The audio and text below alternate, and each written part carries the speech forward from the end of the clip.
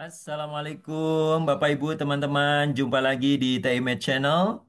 Ini adalah rubrik baru di TIMED Channel yaitu Matematika Kehidupan. Kita akan diskusi di sini tentang implementasi atau aplikasi matematika dalam kehidupan sehari-hari. Kali ini kita akan mengangkat topik tentang pentingnya matematika untuk ibadah yang sempurna. Baik, rubrik ini kami dedikasikan, kami tayangkan bagi guru-guru untuk berbagi ide, barangkali memerlukan dalam pembelajaran mendalam ada prinsip BBM. Berkesadaran, bermakna, menggembirakan. Nah, muatan pada matematika kehidupan ini kami maksudkan untuk menjadi ide-ide segar bagi matematika bermakna. Nah, sehingga matematika lebih bermakna ketika diajarkan ke murid-murid karena dekat dengan kehidupan, karena dekat dengan keseharian murid-murid. Itu harapannya Bapak Ibu, teman-teman. Untuk episode matematika kehidupan episode pertama ini, pentingnya matematika untuk ibadah yang sempurna, kita akan merujuk pada ceramah atau penjelasan dari Pak Mukti, Profesor Abdul Mukti, Menteri Pendidikan Dasar dan Menengah. Berikut penjelasan beliau tentang pentingnya matematika.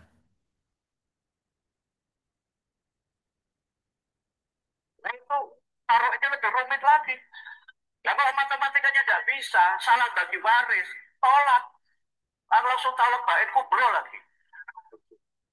Jadi penting sekali matematika itu. Kalau tidak bisa kita mengamalkan agama dengan sempurna, ngitung nisab zakat, tidak ngerti matematika, keliru ngitung nisabnya. Baik, itu tadi video pertama tentang pentingnya matematika untuk ilmu waris, pembagian waris, dan yang kedua tadi tentang nisab zakat. Baik, kita lanjutkan untuk video berikutnya dari beliau. Natural itu diukur dengan matematika. Kemudian ketika kemudian ketemu berapa sudutnya, terus nggak ngerti sudut, ya tidak bisa. Kiblatnya keliru.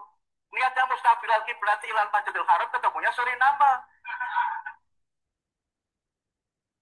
Jadi penting matematika itu. Baik, itu video kedua tentang pentingnya matematika dari Pak Mukti, yaitu untuk menghitung sudut arah kiblat, Bapak Ibu. Baik, mari kita rinci lagi, Bapak Ibu ya. Poin penting tadi ada tiga. Yang pertama perhitungan waris, yang kedua perhitungan nisab zakat, dan yang ketiga perhitungan sudut arah kiblat, gitu ya. Baik, Bapak Ibu, contoh yang pertama, yang perhitungan waris ya, Bapak Ibu ya. Contohnya, jika seorang suami meninggal dunia dengan ahli waris satu istri, satu anak laki-laki, dan dua anak perempuan, harta warisan akan dibagi sebagai berikut. Istri mendapat 1/8 bagian, sedangkan sisa harta dibagi untuk anak-anak dengan perbandingan anak laki-laki mendapatkan 2 bagian, dan setiap anak perempuan mendapatkan 1 bagian. Sehingga total bagian anak laki-laki adalah 2 bagian dan masing-masing anak perempuan 1 bagian. Ini ilustrasi sederhananya Bapak Ibu, tentukan harta warisannya, misalnya total hartanya 600 juta setelah membayar hutang atau setelah ada wasiat gitu ya Bapak Ibu ya. Hitung bagian istrinya ada 1/8 karena memiliki anak tadi, dikalikan 600 juta itu 75 juta. Nah, ini perkalian pecahan begitu ya dengan bilangan asli ini dipelajari oleh murid-murid kita di SD gitu Bapak Ibu. Hitung sisa harta untuk anak-anak, sisa hartanya 600 juta dikurangi 75 juta yang ini ya. Itu 525 juta. Hitung bagian anak-anaknya, prinsipnya 2 banding 1 banding 1. Dua untuk anak, 2 bagian anak laki-laki, 1 bagian anak perempuan dan 1 bagian anak perempuan. Jadi totalnya ada 4 bagian, nilai satu bagiannya sisa harta tadi 525 juta dibagi 4 gitu ya. 4 bagian ini yaitu satu 131.250.000. Nah, nanti anak laki-lakinya mendapat 2 bagian. 2 kali 131.250.000 yaitu 262.500.000 dan anak perempuannya masing-masing mendapatkan 1 bagian yaitu 131.250.000. Ini kesimpulannya, istri tadi mendapatkan 75 juta, satu anak laki-laki 262.500.000 dan dua anak perempuan masing-masing 131.250.000. Nah, ini ilustrasi matematika sekali lagi Bapak Ibu ya. Nanti untuk fikih faraidnya, fikih pembagian warisnya, Bapak Ibu untuk kasus nyata silahkan dikonsultasikan ke ulama, kiai, Pak Ustadz, kantor Kemenak, atau KUA. Terima kasih Bapak Ibu. Kita ke poin kedua, yaitu tentang perhitungan nisab zakat. Nabi SAW mengambil zakat dari 20 dinar atau lebih sebesar setengah dinar. Sementara dari 40 dinar masing-masing diambil satu dinar. Nah, ini hadis riwayat dari Siti Aisyah dan Ibnu Umar. Baik, Bapak Ibu, nisab emas itu 20 dinar, zakatnya setengah dinar. Nah, dulu kan mungkin belum ada persentase Bapak Ibu ya. Nah, ini persentasenya nilai zakat dibagi nisab zakat kali 100%, setengah dinar dibagi 20. Nah, ini pembagian pecahan, ini juga mulai SD, mungkin murid-murid kita sudah belajar. Ini 1/40 dikali 100% itu 2,5%. Nah, ini munculnya angka 2,5% begitu ya Bapak Ibu ya. Ini konversi uang gitu misalnya satu dinarnya 4,25 gram emas, 20 dinarnya berarti 85 gram emas. Jadi nisabnya 85 gram emas. Sekali lagi kita hanya membahas matematikanya di sini Bapak Ibu. Silahkan untuk apa namanya di kasus nyata konsultasi zakatnya dengan Badan Baznas begitu ya misalnya silahkan. Baik, untuk ketiga Bapak Ibu, pentingnya matematika menurut Pak Mukti, Mendikdasmen, ini perhitungan sudut arah kiblat. Nah, rumus matematikanya Bapak Ibu, ini kotan B sama dengan kotan B kecil, sin A kecil per sin C besar dikurangi cos A kecil dan kotan C besar. Nah, ini masing-masing untuk A kecil, B kecil, C besar, begitu ya Bapak Ibu ya. Nah, ini rumus segitiga bola Bapak Ibu. Ini materi S1 karena geometri non-Euclid atau juga bisa jadi materi S2. Saya lihat di beberapa perguruan tinggi S2 pendidikan matematika itu ada geometri non-Euclid Bapak Ibu. Nah, nanti titik A-nya itu di Ka'bah atau di Mekah, titik B-nya diletakkan di lokasi tempat yang akan ditentukan, misalnya Jakarta, Bandung, Jogja, dan seterusnya. Titik C-nya itu diletakkan di Kutub Utara. Jadi titik A dan titik C tidak berubah-ubah karena titik A-nya di Ka'bah di Mekah dan titik C-nya tepat di Kutub Utara, titik sumbunya. Sedangkan titik B-nya senantiasa berubah, dapat berada di sebelah utara ekuator dan mungkin pula di sebelah selatan ekuator.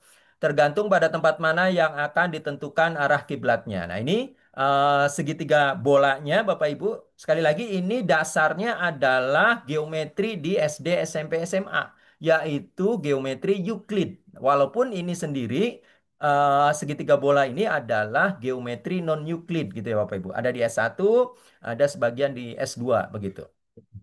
Titik A adalah posisi Ka'bah, Bapak Ibu ya.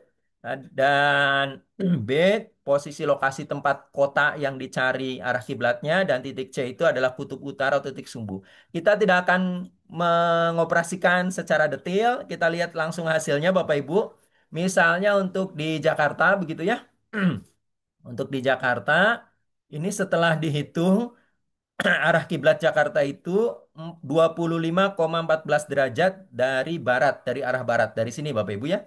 Ini adalah 25,14 derajat. Nah, waktu perhitungannya dengan rumus tadi dimasukkan ini masing-masing angka garis bujur dan garis lintang ini Bapak Ibu.